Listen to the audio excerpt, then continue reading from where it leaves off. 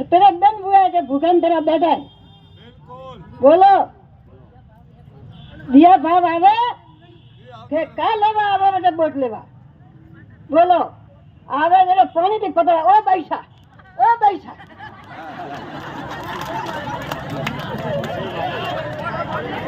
ना आज वो अगन हलगे नगन जरा बन बोलिया ऑफिस में गाड़ियों में हले उनारा छोरा दिन दूध खाए ने मारा छोरा बापड़ा में हुको टकड़ू कौन।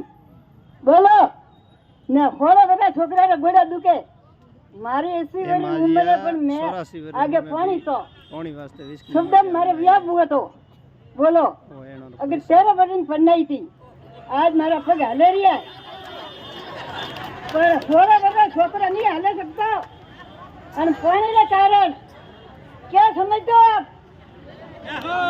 बोलो पानी के कारण थी घोड़ा बेटा छोकरा घोड़े बैठे हले नहीं सकता जरा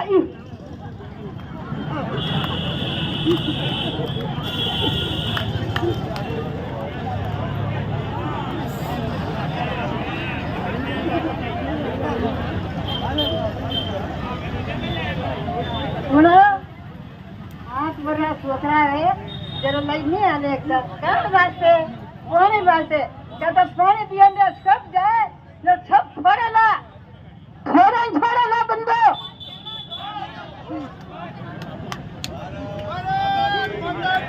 जय हो।